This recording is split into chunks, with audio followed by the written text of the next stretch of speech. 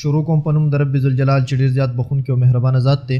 قدرمندو کتونکو اوریدونکو یو وارې بیا محمد صدیق همراز په خپل همراز پوډکاسټ کې تاسو ته نیغ په نیغه مخاطب دی. قدرمندو کتونکو اوریدونکو نن راغلی یو د بونیر خاورې ته، کومه چې ډېره علمي خاوره ده او د علم په حواله باندې ډېره زرخیزه، د مجاهدینو په حواله باندې ډېره غني خاوره ده. دا هغه خاوره ده چې د امبېلې په مقام کې په تاریخ کې په وړومبي ځل پیرنګیانو د مجاهدینو نه شکست خوړلی. ډېره لویه اعزازي خاوره ده. په دغه اعزازي خاوره باندې راسره نن یو ډېر اعزازي میلمه ډېر محترم حضرت مولانا مفتی اکبر حقانی صاحب دامت برکاتهم العالیه ناستې کړې دي چې د دغه اعزازي خاورې د دغه علماو د دغه مجاهدینو وارث دی. د حضرت مولانا اکبر حقانی صاحب د تخلص نه پته لګي چې د دوی فراغت د حقانیه نه شوی دی.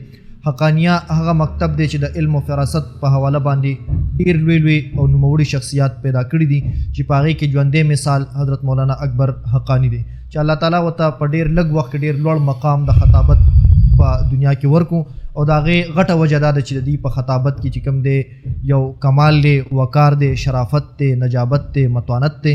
هغوی سره به د هغوی په ژوند او فن باندې خبرې کوو.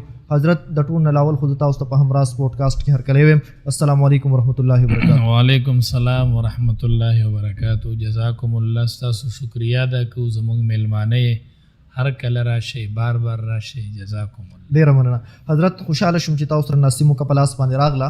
د روایاتو مطابق په زما ډومبۍ پوښتنه هم دغه وي چې مولانا اکبر حقانی دا په کومه خاوره باندې او په کوم سن کې را پیدا شو، بیا یې عصري تعلیم څومره دی او علمي طرف ته چې بیا په کم سن کې رالو او کومو مدارسو کې پاتې شو، فراغت یې د کم ځای نه او په کم سن کې وشو؟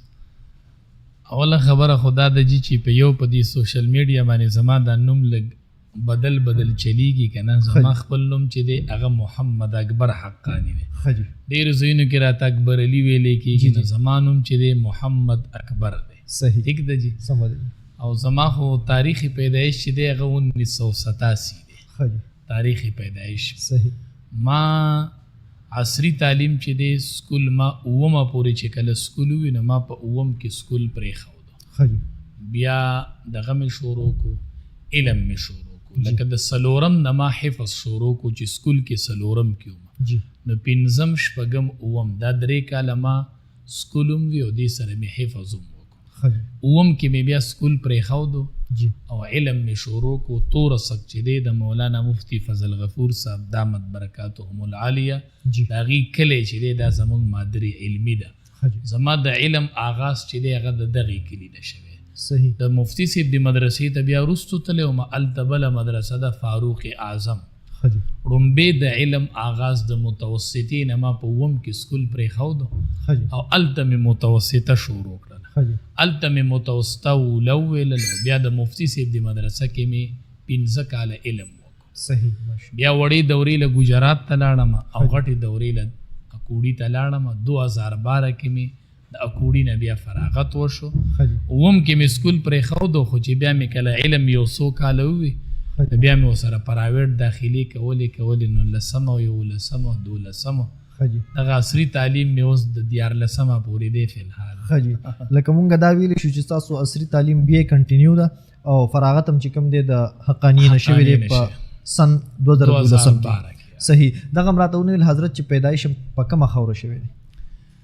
زمونږ خو اصل کې ابایي کلی چې دی که نه جي خو ملا یوسف دی، خو د غربت دغې نو زما خپل پیدایش چې شوی دی په بونیر کې انغاپور یو کلی ورته وي. انغاپور د تورسک ورسره دی.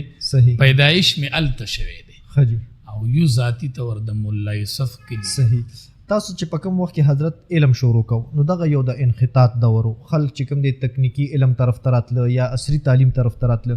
په دغه وخت کې ستاسو علمي سفر آغاز څنګه شو؟ علم ته رجحان څنګه راغو؟ علمي کورنۍ سره تعلق لرل که نه خپل هم ذوق شو؟ نه جي زمونږ کورنۍ خو بالکل علمي نه ده، نه د علمي دغه سره څه تعلق. زما ماماګانو د هاشم سر چې دی ایلی کلی هاشم سر دغلته زما ماماګانو، زما بابا چې دی د مور د طرفه پلار هغه تبلیغ کې وخت لګولی، هغه خپل بچي حفظ ته داخل کړو او مونږ به د ماماګانو کره ډېر اوسېدلم. زه مې خپلو ماماګانو ځان سره روان کړم او مدرسې ته یې بوستلم. نو ذریعه او واسطه د علم او د دې سفر آغاز چې شوی نو هغه زما د ماماګانو د کور نه شوی چې ماماګانو به ولې وم او بابا می تبلیغ کې وخت لګېدل د ماشاء هغې وجې نه زه ماماګانو بوغوستلم صحیح حفظ ما د هغې په دغه باندې شروع صحیح حضرت کومنګ وګورو په ډیر لږ وخت کې په نوجوانۍ کې تاسو ته الله تعالی ډیر لوی مقام او ډیر لوی شهرت درکو خصوصا د خطابت په میدان کې نو کومنګ وګورو خطیبان په درې قسمه باندې د ما په خیال چې دي یو واعظین دي چې واعظ کوي د چا په خطاب کې چې کوم دی طنز و مزاح زیات وي د چا په خطاب کې چې کوم دی جذبات زیات وي د خلکو جذبات راپاري نو ستاسو په خطاب کې خو واعظ بالکل همیشه وي خو دې کې یو درد هم وي دې کې چې کوم دی یو اخلاص هم وي دغه دومره لږ وخت کې دا شهرت دومره بیا موندو وجه څه وه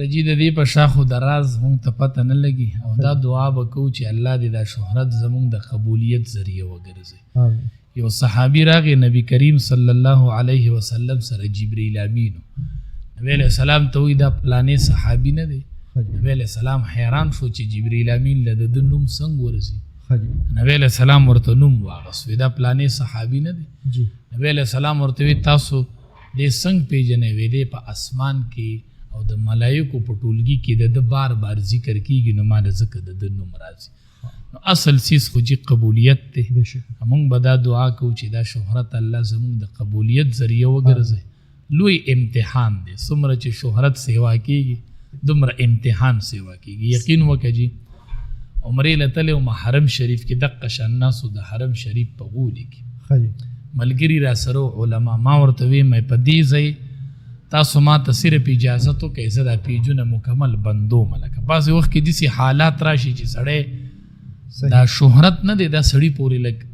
ګران شي سړی خپل عبادت نشي کولی مون نشي کولی و چې زی داسې ورپسې خلک در رواني مې څه پته لګي که دا شهرت چېرته زموږ د وبال ذریعه وګرځي دا میډیا ما ورته وی حرم شریف کې ناست یو تاسو را سره اتفاق وکړئ په دې ځای زه دا پیجونه بندوم د نن نه نور زه د میډیا نه شاته کېږم هغې ملګرو راته حرم شریف کې وی چې مونږ تا ته دا اجازت نه درکو بس او چې کوم مې استادان دي هغې راته هم دا وی چې نه ته به پیج نه بندی دا یو ښه فایده خوري معاشره کې ګورو چې لکه وی چې ډېره فایده ترې نه خلک اخلي په دغې بنیاد لګیا یو جي نو ښه جي ښه الله دې ستاسو دغه شهرت قبول کړي